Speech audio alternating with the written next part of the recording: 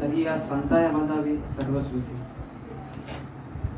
जयांचे केल्या स्मरण होय सकळ विद्येचे अधिकरण तेची बंधू श्री चरण श्री गुरूंचे नमस्कार. मी आता काय बोलणार मी इथे सगळ्यांनी सगळं सांगून ठेवलं. आता माझा सगळ्याच अभ्यास संपला. आता काय बोलायचं. बघा जगाला सांगण्यासाठी आहे ना कधी पण अनुभवाचा लागतो. अनुभव वाचून सांगणं म्हणजे कसं आहे माहिती आहे का. भागवतामध्ये सांगितलंय की अमृताची गोडी पुढीला सांगायची आणि आपण उपवासी राहून या. जगाला सांगण्यासाठी अनुभव हवा लागतो. याच्यामध्ये दृष्टांत सांगितलंय. जसं उसाचा रस इथे खाली आहे बघा किती छान भेटतो की नाही आपण पिलो. तिथे उसाचा रस चाललाय काढतायत तो ऊस त्याच्यामधून जाते मशनीमधून पण त्या मशनीला त्याचा हे नाही आनंद घेत आहेत. त्याचा सगळा रस आपणच पितोय. तसं जेणे सवय झाकीले नाही चवे तो दुजिया ते गोडी कैसे लावी या लागी जो पूर्ण अनुभवी तो तारी सद व्हावे सद शिष्याची. आता माझ्यासारखे सांगणारे पाठ करून सांगणारे पुष्कळ भेटतील.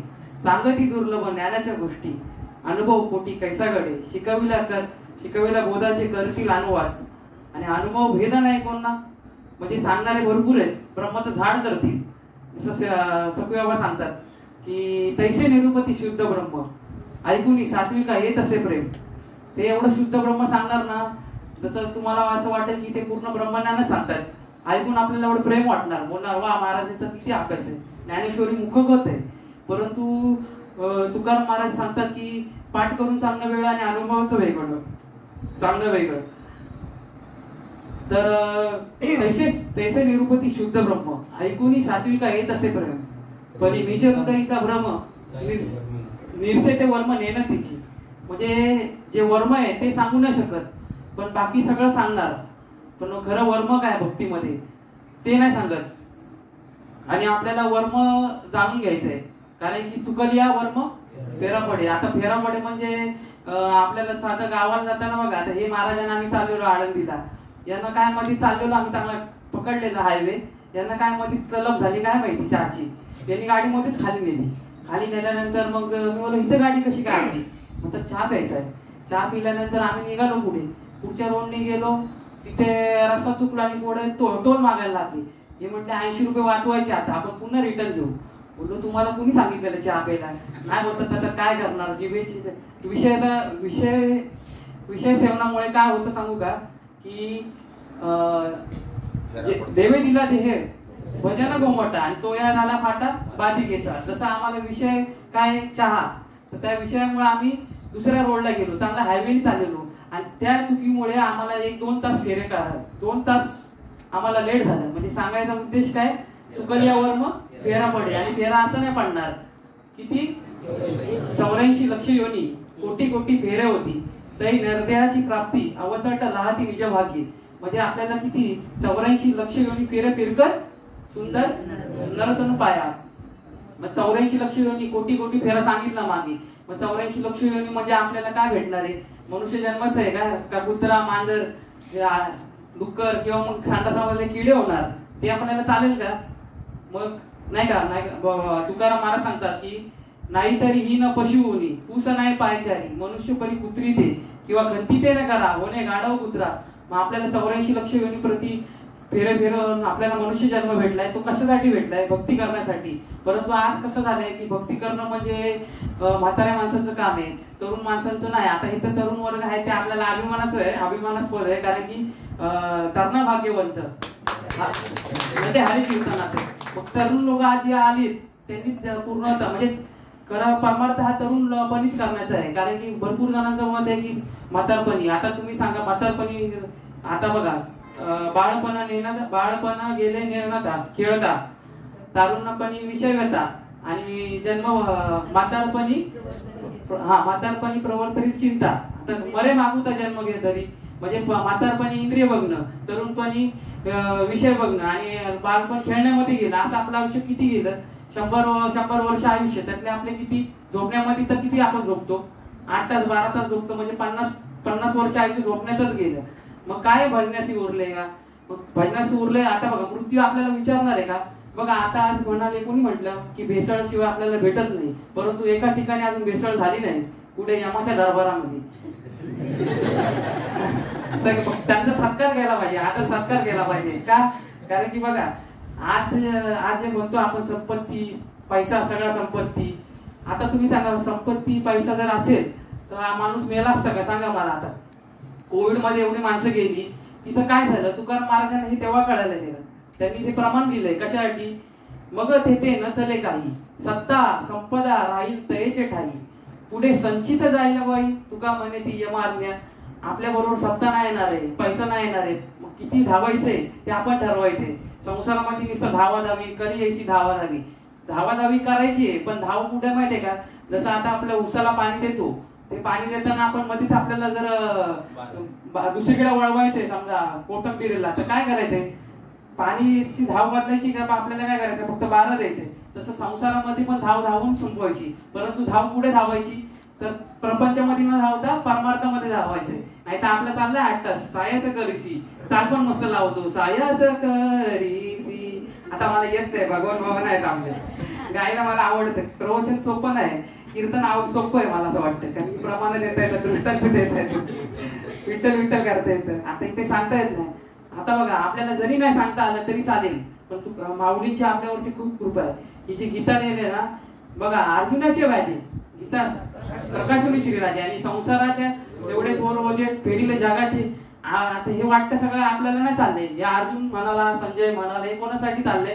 अर्जुनासाठी, संजयसाठी, हे आपल्यासाठी चाललंय. अर्जुन एक तर निमित्त आहे, आणि त्याच्या योगाने आपल्याला आज ज्ञानेश्वरी कळाली.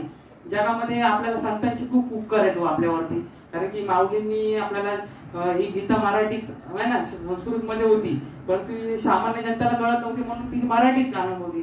आणि तुकाराम महाराजांचा अभंग म्हणजे 5वा वेद होते.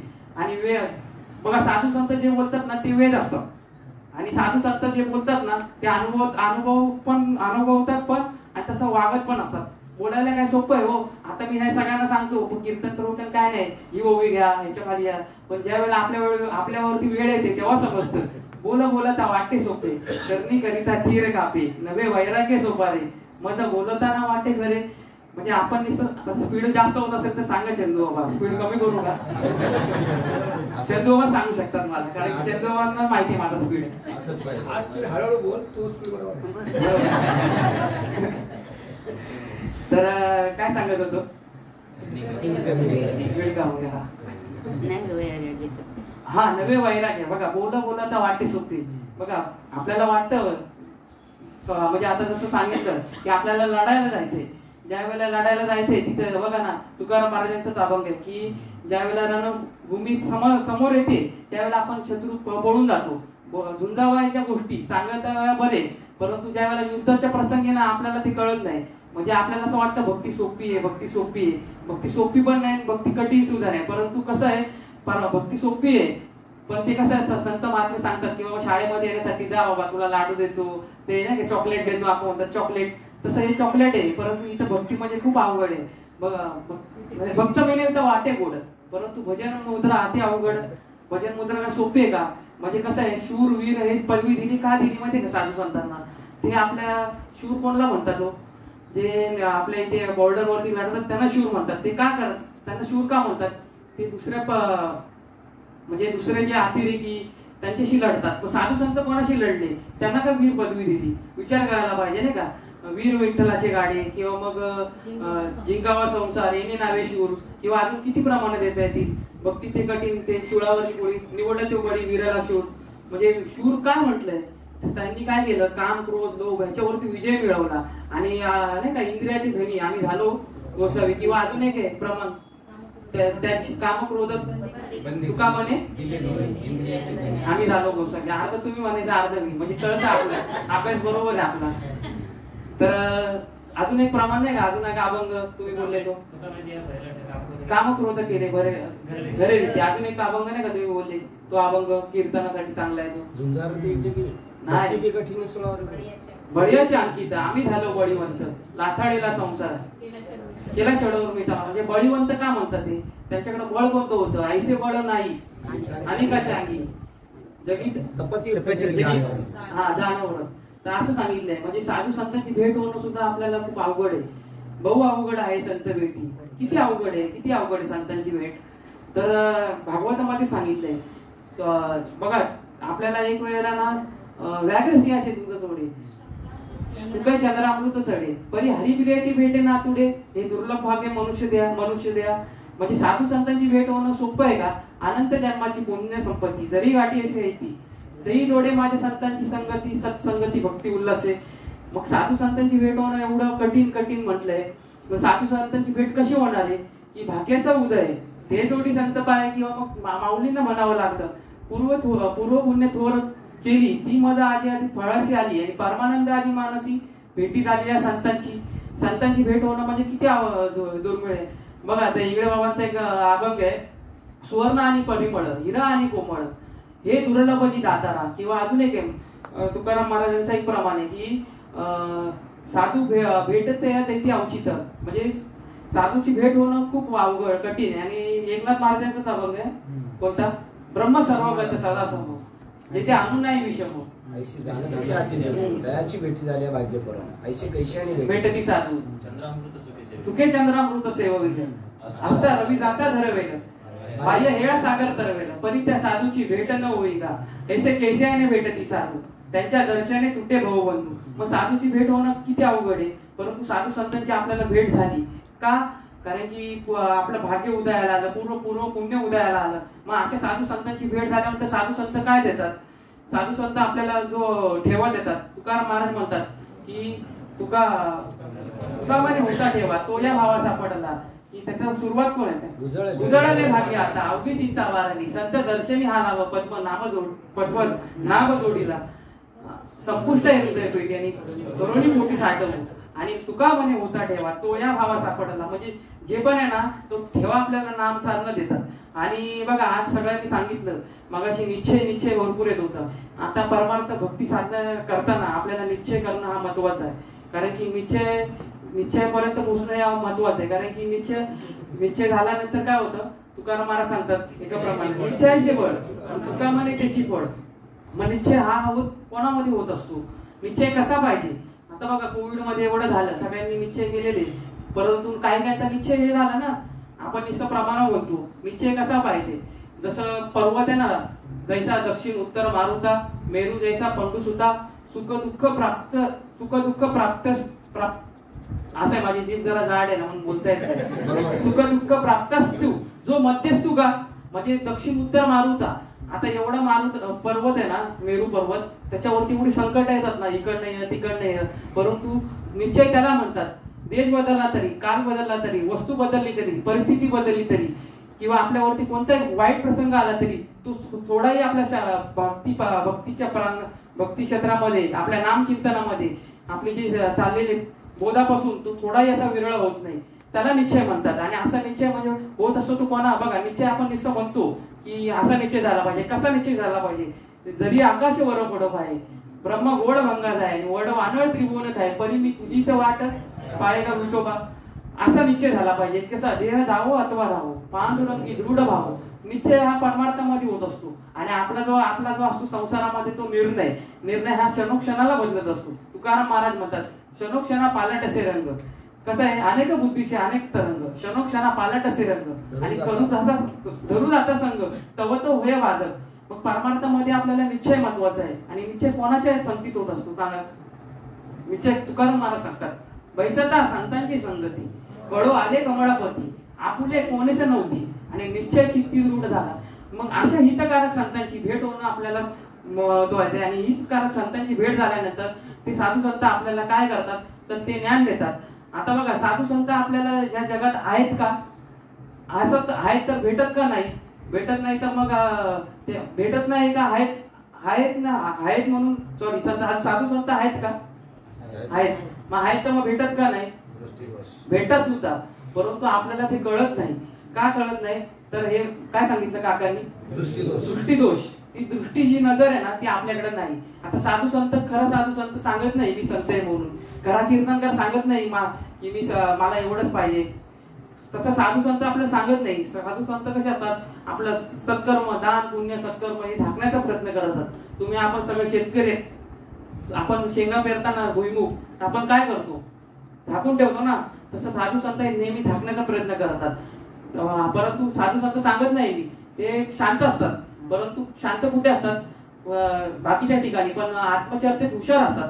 चर्चेचा विषय आला म्हणून मी सांगतो की मला असं, माझं असं मत होतं बाबा, आपलं कसे बाबा, की चर्चा सत्र काय म्हणतात, बघितलं असं जी अवघड आहे ना चर्चा सत्र. कारण की बघा मला ना बोलता येत नव्हतं, खरं सांगतो. मी 3 वर्षाचा झालो, मला बोलता येत नव्हतं. मग माझ्या आजीने मला पोपटाचं पाणी पाजलं. आता एवढं पाणी पाजलं तर मी थांबतच नाही बोलायला असं आहे.